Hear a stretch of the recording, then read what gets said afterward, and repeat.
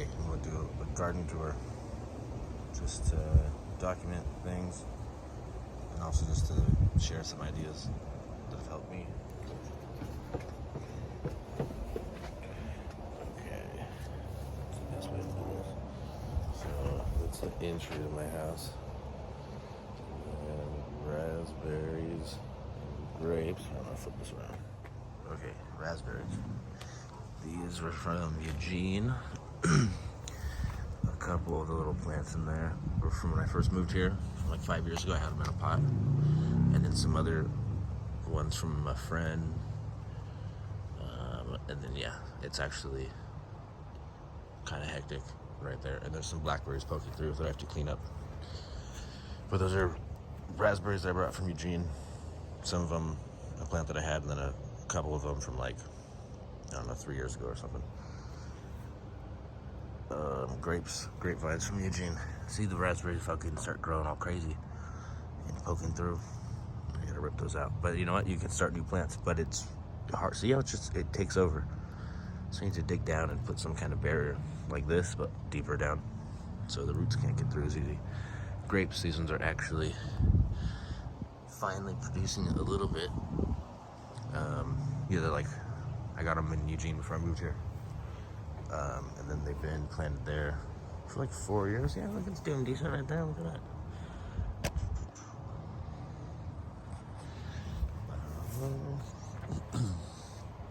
Just some herbs, rosemary, lavender, and then lemon tree. It's like 6 years old. It died back a whole bunch. And scale bug. It's still battling scale bug. I think most citrus in this area do get that. You just pick them off, burn them. That's what I do. I burn the little scales, and then neem oil if it's really bad. Okay. Cucumbers. These, I started them all, like, okay, these are like a month old or something, but these, I'd use like the bottom of a jug, and I use the top half of them as well, but as a little greenhouse to help humidify it and keep it moist as it sprouts. And then, yeah, so this is cucumber. This is all snap peas. That's like 6 foot tall. They're growing. And there's some sunflowers in there and cilantro.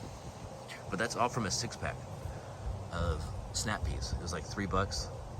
We planted them in like February or March or something. Yeah, just strapping racks to it.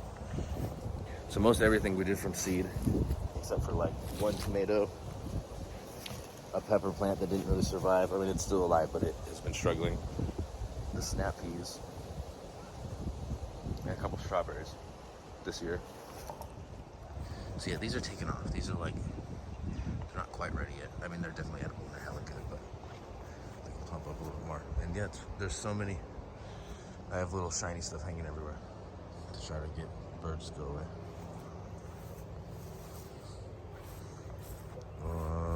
So yeah, that's chard and kale, which the kale just started growing. I didn't really know it was gonna be there. I planted stuff and then I tilled everything again and forgot that it would just keep growing. But beans on this part underneath the kale, a lot of it's all needs to get picked.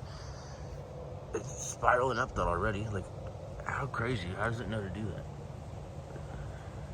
What a trip. So that's the one tomato plant that I bought, and I've been training it to grow up. Beans, kale, chard.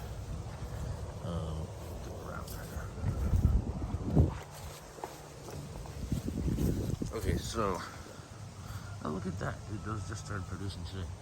So these little, this type of tomato, like indeterminate or something. Some of them are like a bush tomato, and they're better, they produce all at once.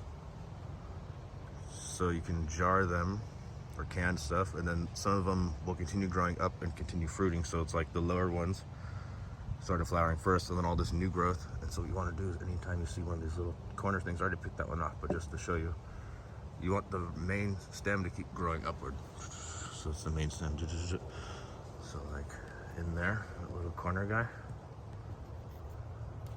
get rid of that. So it's not trying to make these little runners or suckers or whatever they call them. So this was the one that I bought. And then this was from seed, but from like a start that I did. This one was direct sown, and I took the top of the milk or the gallon jug where I had the bottoms cut off and used that as a mini greenhouse to direct sow these tomatoes so I didn't have to transplant and get transplant shock. Those were done just around the same time. So like that's from seed for like 12 weeks old. But they're both like 12 weeks old. So this one started with the jug over it. You can see the little imprint still. And I put that one there just in case that one didn't survive. But that one caught up to that one and not grown past it. This bed got overgrown, but that's a bunch of corn. I'm doing corn in this bed, and I'm gonna build something to try to like block the pollen and so wind can come in and shakes it around like a cheesecloth or something. But yeah, I've got corn all through here, and then 3 kale.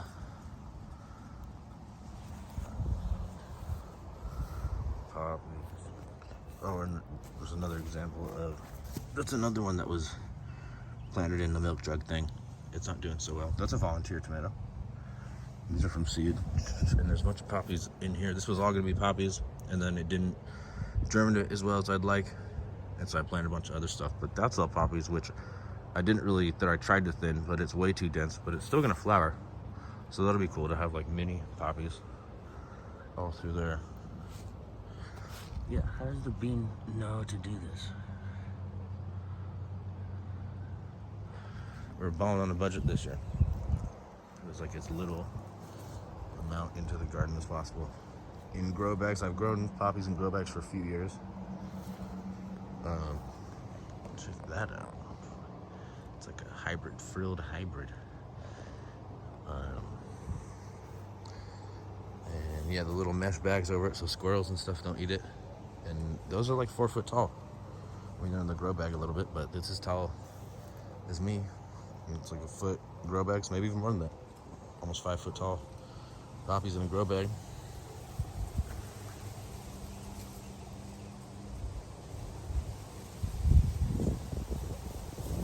Sorts of flowering buds. Little mini one. What else? Yes, we got tomato. Bunch of tomato. These were from bare root strawberries. They need to be cleaned up. Some of them are producing big. There's some bigger ones, but there's a bunch of little tiny ones which are still good. I just don't know why they're little. Well, I do, because they're all claustrophobic in here. These ones are better though. I'm gonna connect it or something. This isn't on there. It's just loose to raise it up a little bit. And then I've been burying all the like rotting ones. Just burying the rotting strawberries in here. And I guess these are carrots. I'm not exactly sure from what. Or from like years ago I had carrots in here, but they didn't really grow.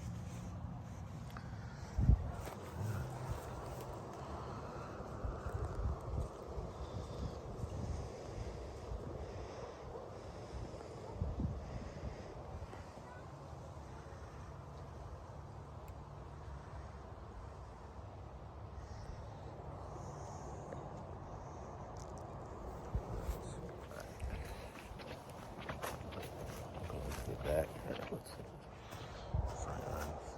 Finishing chicken coop.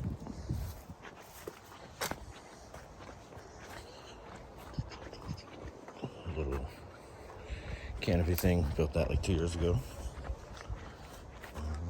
Big house out of it. It's just do garden stuff. Okay. So, how should I trellis these? 6 pumpkin plants. I did the same thing. I germinated inside like seeds on paper towel, and then had each one of these under a the top half of a gallon jug as like a mini greenhouse. So that's all pumpkin. And then this is cantaloupe and watermelon coming up. All the larger ones, those are all watermelon. And then these littler ones that are coming up after are cantaloupe that I direct sowed like a week after. So I come through and thin all these up.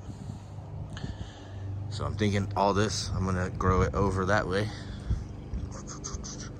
Maybe up onto something, I'm not exactly sure. Like some cattle panel or something. And then all the melons I'll grow this way. Right there. Over this way, because I got grape right here.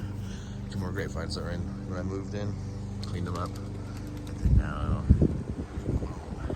hella grape. Hella grapes.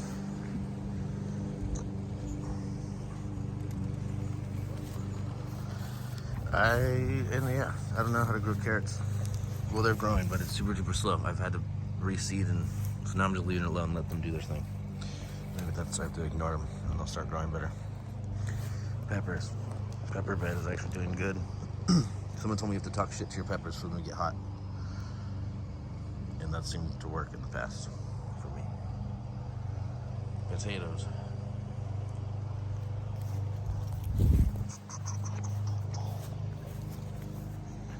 Most of this was just already from like 2 years ago, I don't know. Most of it just started growing. I put a couple in there, like there's a purple one that I planted. But most of that just kind of started coming up on its own. From like remnants from years past. So that's cool. We got kale, and then cauliflower and broccoli. I think that's all the broccoli, and that's cauliflower. And then I think that might be a peanut that a squirrel planted. Or it's more potatoes. No, that's more potatoes. And then this is it's like beets and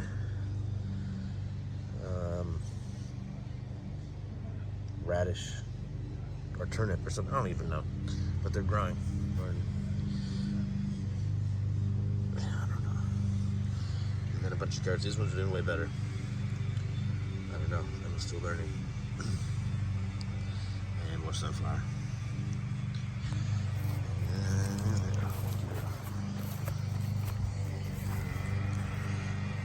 And yeah, it's wild. It's overgrown. It's wild, but fuck it. It doesn't need to be pristine in my mind. There's a fig. When I moved in, I didn't know it was a fig, and I cut it down to nothing, and then it grew back, and I was like, holy fuck, that's a fig. And it just fruited last year for the first time since I chopped it down. So now I've been tending to it.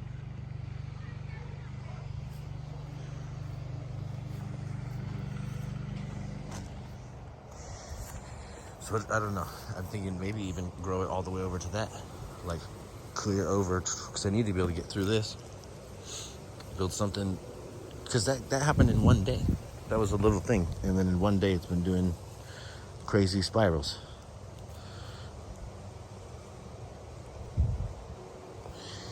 What else? Dude, yeah, I don't know. This is the first time. This is the first time I've had a garden with like everything growing good at one time. I've like had peppers that were growing good, but then everything else fucked up. Or one year I had snap peas that were doing good, but then nothing else went good. This is the first time that like everything is full in the garden. Most of the space is taken up. And yeah, it's interesting. It's taking a long time to get it down.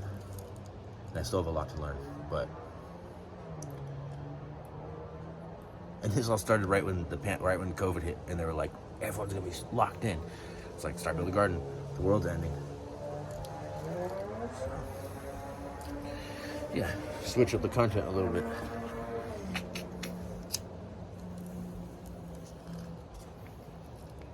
It's just the backup.